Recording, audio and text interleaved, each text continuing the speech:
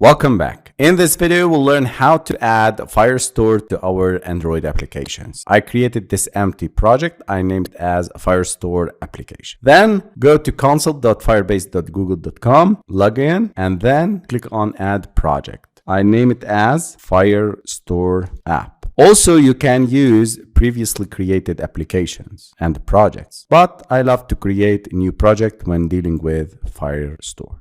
Select default account.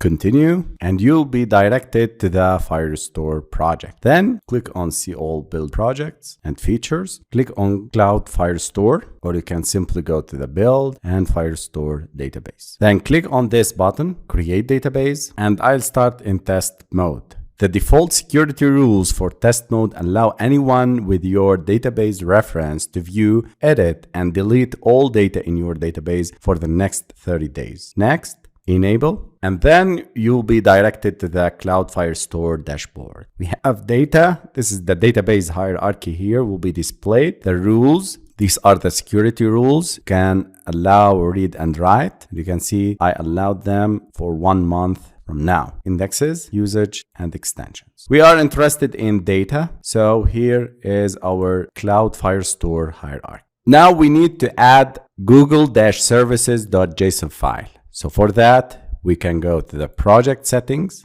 We can scroll down and select this Android logo. And here we need to specify the package name. I'll copy this, paste it. The app nickname, Firestore app, SH1. The signing certificate, later on we'll talk about it. Register app. Here we need to download Google services.json file and make sure you name it exactly as google-services.json. No more letters or numbers. Copy it and paste it here after selecting project, Firestore, and select it in the app folder. Paste it, and here we go. Then next, add Firebase SDK. We need to copy this plugin, and this is at the level of the project. Go select Android, Gradle scripts, project, and here we need to add the plugin ID. Then scroll down, select Java for now, copy this,